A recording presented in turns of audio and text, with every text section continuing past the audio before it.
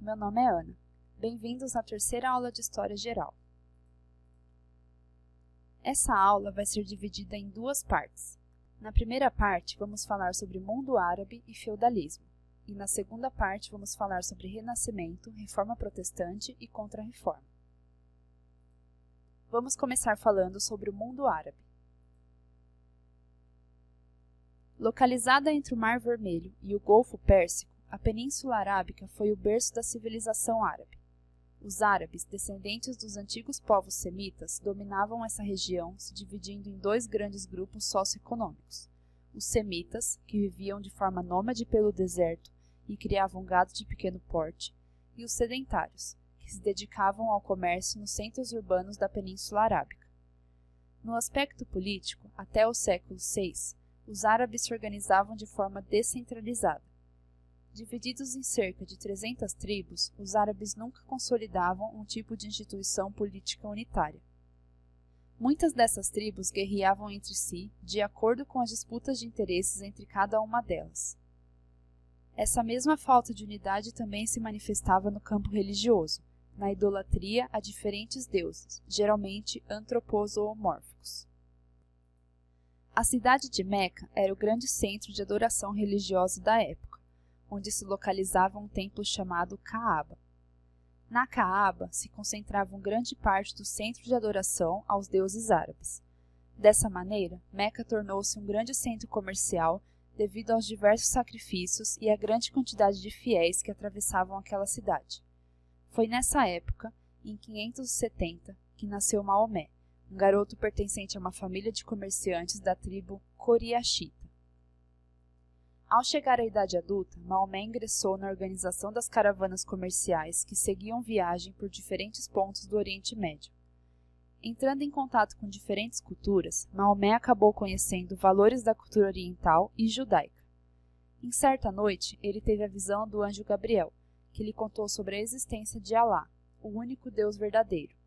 Após receber a mensagem divina, Maomé passou a disseminar uma nova crença monoteísta, o islamismo. Entre outros pontos, a nova religião condenava a idolatria politeísta aos deuses da Kaaba. Esse ponto da doutrina maometana desagradou os comerciantes de Meca, que dependiam dos lucros obtidos pelas atividades religiosas da cidade. Insatisfeitos com a pregação de Maomé, os comerciantes da cidade expulsaram o profeta e seus seguidores, que se instalaram na cidade de Yatreb, atual Medina. A fuga de Maomé para Yatreb, conhecida como Hégira, marcou o início do calendário islâmico. Depois de ampliar seu número de seguidores, Maomé organizou um grupo que invadiu e tomou controle da cidade de Meca. Depois da morte de Maomé, em 632, o mundo árabe passou por um processo de expansão territorial justificado pela jihad ou guerra santa. Segundo o princípio da jihad, os fiéis seguidores do islamismo deveriam lutar contra os infiéis e disseminar os valores de sua fé pelo mundo. Tendo o Alcorão como principal livro sagrado, os muçulmanos eram orientados a fazer 5 orações por dia com o rosto virado para Meca, dar esmolas, jejuar durante o mês sagrado de Ramadã e visitar Meca, ao menos uma vez na vida. O controle do Império Islâmico foi passado aos califas, que deveriam descender diretamente da linhagem de Maomé. No século VIII, com a ascensão da dinastia Abássida, a unidade política do mundo muçulmano foi quebrada com a formação de outros califados nas cidades de Córdoba, Bagdá e Cairo. Além desse processo de fragmentação política, houve o surgimento de duas correntes interpretativas do islamismo, os sunitas e os xiitas. Os sunitas seguiam a Suna, um livro que conta a vida de Maomé. Os xiitas defendiam uma perspectiva política onde somente os descendentes diretos de Maomé deveriam controlar os árabes. A consolidação do Império Árabe, além de marcar a história de seu povo, também trouxe mudanças significativas dentro do cenário europeu. Entre outros fatos, podemos destacar a incursão da cultura árabe na Península Ibérica e no norte da África, e o domínio sobre o comércio no Mar Mediterrâneo, que contribuiu para o enfraquecimento das atividades comerciais europeias durante a Idade Média. Agora vamos falar sobre o feudalismo e a transição para o mercantilismo. O feudalismo foi o sistema que marcou a vida na Europa durante grande parte da Idade Média. Nesse sistema, a posse de terra era muito importante, pois as pessoas viviam diretamente daquilo que produziam no feudo.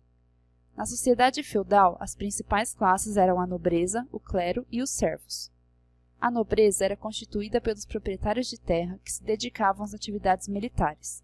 O clero era formado pelos membros da Igreja Católica, destacando-se o alto clero, constituído pelos bispos, abades e cardeais. Os servos representavam a maioria da população camponesa. Eram responsáveis por todos os trabalhos necessários à subsistência material, como produção de alimentos, roupas, criação de animais e etc. A partir do século XV, a terra deixou de ser a principal fonte de riqueza. O comércio, com a expansão marítima, tornou-se cada vez mais forte, até se transformar na mais importante atividade econômica.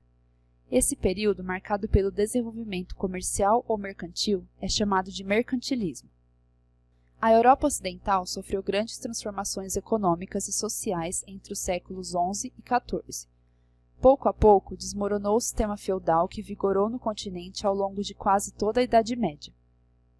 Entre outros fatores, as cruzadas, que foram expedições militares patrocinadas pela Igreja Católica, contribuíram para que isso acontecesse. Segundo os principais teóricos e economistas, o capitalismo surgiu como modelo econômico na transição do período medieval para a Idade Moderna. O capitalismo é, portanto, a superação do modo de produção feudal. Com ele, o comércio tornou-se a principal fonte de riqueza no mundo europeu naquele momento, deixando para trás um modelo econômico baseado exclusivamente na agricultura de consumo próprio ou de circulação restrita. Isso significa que, durante o período medieval, a maior parte da população vivia encastelada dentro de fortificações ou feudos. Esse foi um período em que as rotas comerciais do passado haviam deixado de existir. Uma relação de servidão entre camponeses e senhores feudais indicava o quanto a população pobre vivia presa à terra.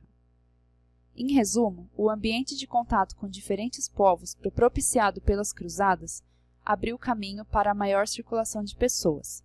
Assim, nas regiões de comércio onde se realizavam feiras entre um feudo e outro, passaram a existir vilas, ou burgos, e os moradores ficaram conhecidos pelo nome de burgueses. Esses burgueses começaram a existir na Idade Média, representavam a classe dos comerciantes e negociantes e tiveram um papel importante no fim do feudalismo. O surgimento do mercantilismo, também chamado de capitalismo comercial, foi algo novo, diferente do comércio realizado pelos gregos e pelos romanos, e trouxe para os povos a necessidade de expandir a produção de seus reinos através do mar para extrair ouro, prata, matéria-prima de países colonizados. Assim, os países que dominavam outros, ou seja, as metrópoles, enriqueciam.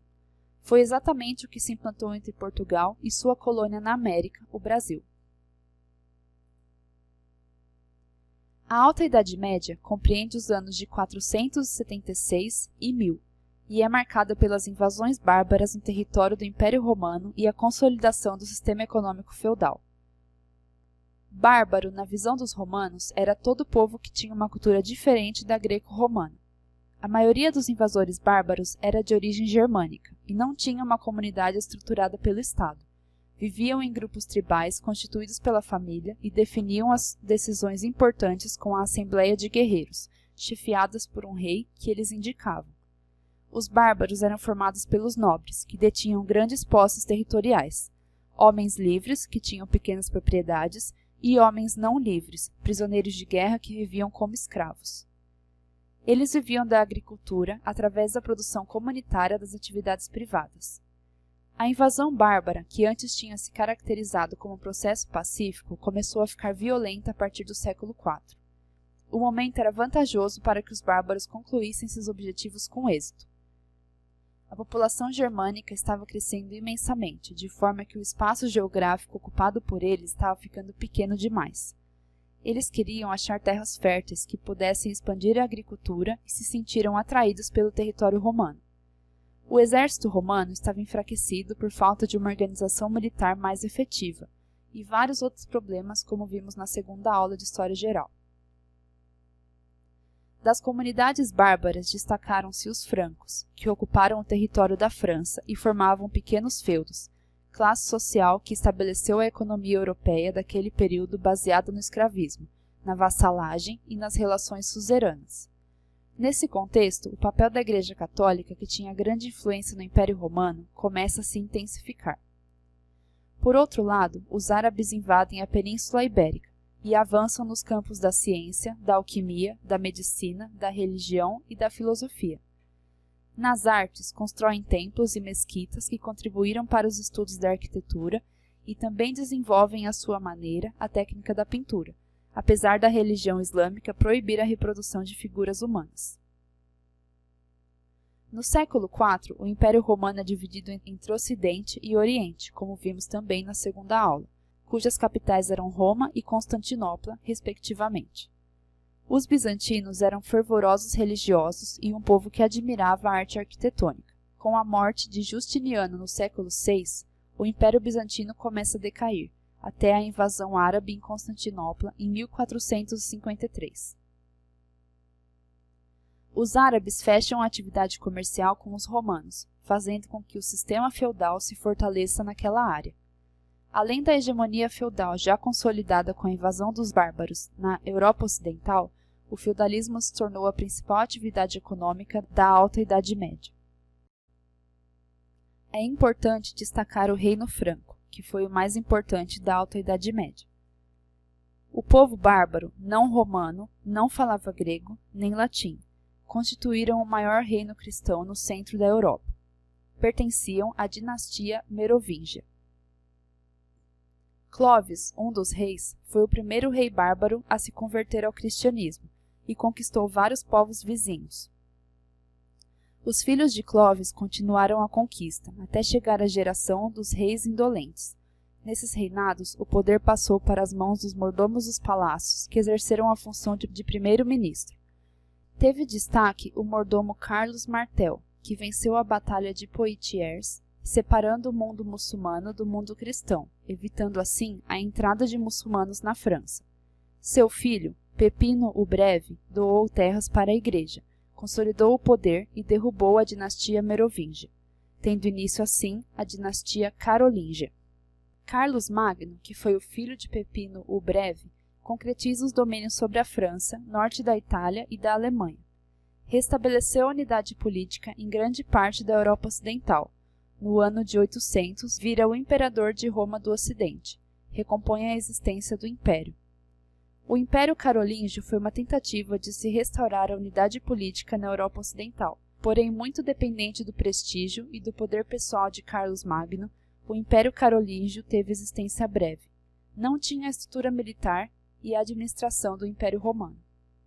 Com a morte de Carlos Magno, em 814, assume Luís, o Piedoso, que teve forte influência da Igreja Católica em seu governo. Morreu em 840, deixando 3 herdeiros. Os 3 irmãos dividiram o império através do Tratado de Verdun em 843. O Tratado de Verdun vai desmanchar o Império Carolíngio e ao mesmo tempo começar a forjar o futuro mapa da Europa Ocidental. O feudalismo surge como resposta a tais invasões bárbaras. Teve predominância na França. Carlos Magno não tinha dinheiro. Os que lutaram com eles recebiam saques, terras e títulos de nobreza.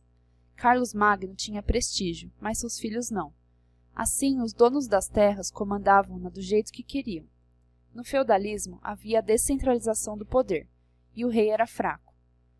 Os senhores feudais, condes e marqueses eram os verdadeiros poderosos. Assim, eles conseguiam escapar da autoridade do poder do rei.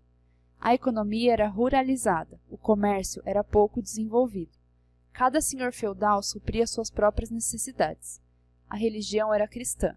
A sociedade era estratificada e dividida em 3 ordens. O clero, que eram as pessoas que rezavam, intermediários do paraíso, e além disso possuíam 1/3 das terras da Europa. A nobreza, que eram os condes, marqueses e o rei, e os servos, que sustentavam as demais ordens.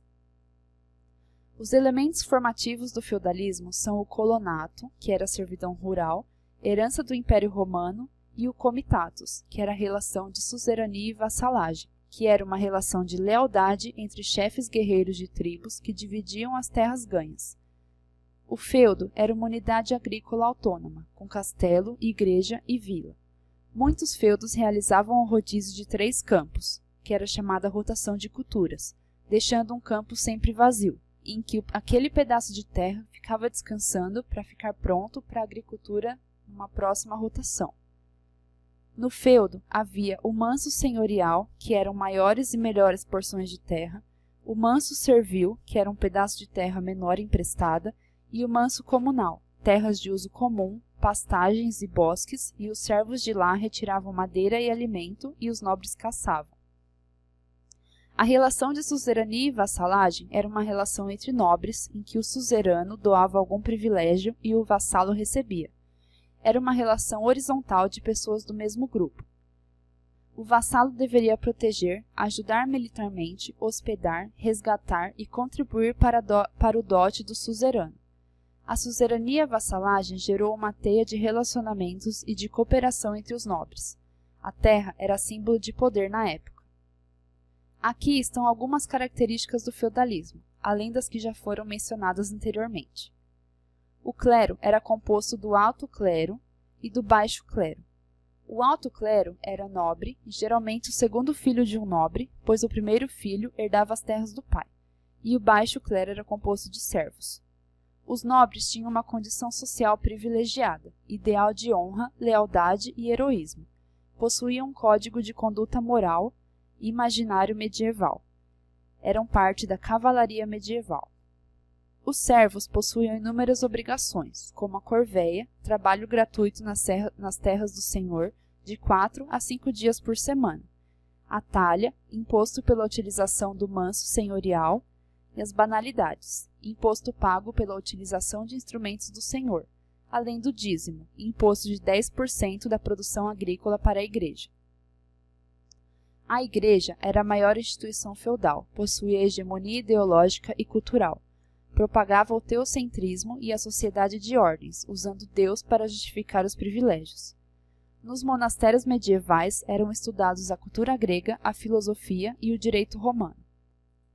Não devemos esquecer que predominantemente havia o trabalho servil, a agricultura, troca de mercadorias com pouco uso da moeda, trabalhador preso à terra devendo obrigações ao senhor feudal, poder econômico concentrado nas mãos dos senhores feudais, sistema artesanal para a produção de mercadorias, sociedade com pouca mobilidade social, baixo avanço no desenvolvimento de tecnologias e prevalência do sistema de subsistência.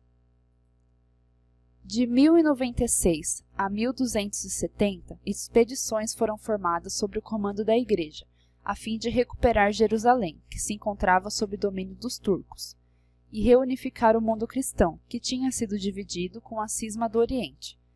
Essas expedições ficaram conhecidas como cruzadas. A Europa do século XI prosperava. Com o final das invasões bárbaras, teve início um período de estabilidade e um crescimento do comércio. Consequentemente, a população também cresceu. No mundo feudal, apenas o primeiro filho herdava os feudos, o que resultou em muitos homens para pouca terra. Os homens sem terras para tirar seu sustento se lançavam na criminalidade, roubando, saqueando e sequestrando. Algo precisava ser feito. Como foi dito anteriormente, o mundo cristão se encontrava dividido.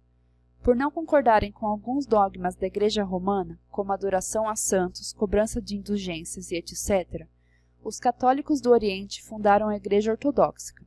Jerusalém, a Terra Santa, pertencia ao domínio árabe, e até o século XI eles permitiam as peregrinações cristãs à Terra Santa. Mas no final do século XI, povos da Ásia Oriental, os turcos, tomaram Jerusalém. Convertidos ao islamismo, os turcos eram bastante intolerantes e proibiam o acesso dos cristãos a Jerusalém. Em 1095, o Papa Urbano II convocou expedições com o intuito de retomar a Terra Sagrada. Os cruzados, como ficaram conhecidos os expedidores das cruzadas, receberam esse nome por carregarem uma grande cruz, principal símbolo do cristianismo, estampada nas vestimentas. Em troca da participação nas cruzadas, eles ganhariam o perdão de seus pecados. A Igreja não era a única interessada no êxito dessas expedições. A nobreza feudal tinha interesse na conquista de novas terras, cidades mercantilistas como Veneza e Gênova deslumbravam com a possibilidade de ampliar seus negócios até o Oriente e todos estavam interessados nas especiarias orientais, pelo seu alto valor comercial, como pimenta do reino, cravo, noz moscada, canela e outros. Movidas pela fé e pela ambição, entre os séculos XI e XIII partiram para o Oriente 8 cruzadas. As cruzadas não conseguiram alcançar seus principais objetivos, mas tiveram outras consequências, como enfraquecimento da aristocracia feudal, fortalecimento do poder do rei, expansão do mercado e enriquecimento do Oriente. As cruzadas conduziam a Europa a um momento de renascimento comercial, porque ao voltarem das batalhas em terras orientais, os cruzados traziam consigo produtos de luxo, como tapetes persas, porcelanas chinesas, tecidos finos ou especiarias, como temperos como cravo, canela e pimenta, e atraíam a população europeia, já que não conhecia esses requintes.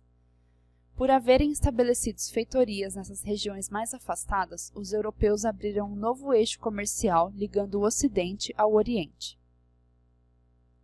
Graças a essa retomada do comércio, muitos europeus deixaram o campo e foram viver dentro dos burgos, que eram vilas fortificadas com muralhas, construídas entre os séculos IX e X e posteriormente abandonadas, onde esperavam encontrar melhores condições de vida. Em pouco tempo, contudo, esses lugares tornaram-se pequenos e as pessoas viram-se obrigadas a se instalar do lado de fora de suas muralhas. Essa população, formada principalmente por artesãos, operários e comerciantes, acabou dando origem a novos burgos em vários pontos da Europa. Seus habitantes, por oposição aos nobres que viviam em castelos, ficaram conhecidos como burgueses. Com o tempo, os centros urbanos tornaram-se mais importantes que as regiões rurais. Os negócios ali aumentaram, os artesãos abriam suas próprias oficinas, e os comerciantes passaram a organizar feiras nas quais vendiam seus produtos. Por essa razão, o uso de moedas tornou-se essencial, substituindo o escambo ou troca de mercadorias. Isso possibilitou o aparecimento das primeiras casas bancárias, responsáveis pelas operações de câmbio e empréstimos a juros. Toda essa dinâmica fez com que o dinheiro passasse a ganhar importância e a terra e a produção agropecuária deixassem de ser a base da riqueza na Europa. Gradativamente, os mercadores e banqueiros, cada vez mais ricos, conquistavam um maior status social e passaram a ansiar pelo poder político. A burguesia ganhava prestígio e aproximava-se dos reis, emprestando-lhes dinheiro em troca de medidas políticas favoráveis ao comércio. Ao mesmo tempo, os senhores feudais viam-se envolvidos em dívidas. O rei, na prática, não tinha muito poder. A burguesia, junto com o rei, começou a centralizar o poder, e foi um processo lento e gradual que levou séculos. Para os burgueses, o feudalismo não era interessante, pois cada feudo possuía unidades diferentes, e, além disso, o senhor feudal cobrava impostos dos burgueses. O fortalecimento do grupo mercantil permite uma convergência de seus interesses com o rei, estando ambos interessados em submeter os senhores feudais e unificar moedas, impostos, pesos e medidas decorrentes das altas despesas com as cruzadas. O sistema feudal entrou em profunda crise no século XIV em razão de fatores como a ascensão da burguesia nas cidades medievais, que passaram a ter uma intensa movimentação comercial nesse período. Além disso, houve crise no campo devido a mudanças climáticas, revoltas populares, pois as pessoas passavam fome, estavam submetidas a doenças, guerras e mortes, e a população sofria também com a elevada carga de trabalho e com altos impostos cobrados pelos reis. Também houve a peste negra, uma epidemia decorrente das péssimas condições de higiene das cidades, que matou cerca de 30 milhões de pessoas, o que correspondeu a mais de 1/3 da população europeia. Novas levas de servos abandonavam os feudos e foram para as cidades, onde passaram a trabalhar como assalariados. Essa crise forçou tanto os senhores feudais quanto os burgueses que estavam em ascensão a traçarem estratégias de desenvolvimento de suas estruturas econômicas. A ascensão da burguesia, a expansão do comércio, o aparecimento de mão de obra assalariada, aliados ao fortalecimento do poder real e, consequentemente, formação dos estados nacionais, foram fatores que abalaram de vez a estrutura feudal da Europa e provocaram o fim desse sistema no continente. No século XV, os europeus já viviam sob uma nova ordem. Essas transformações políticas, sociais, econômicas e religiosas marcaram a passagem da Idade Média para a Idade Moderna e produziram reflexos também no campo cultural, em especial das artes plásticas e da arquitetura. Todo esse processo de renovação e revigoramento cultural também recebe o nome de Renascimento. Tópicos como a origem do mercantilismo, definição de mercantilismo, desenvolvimento das manufaturas e o sistema colonial vão ser abordados em futuras aulas de História Geral.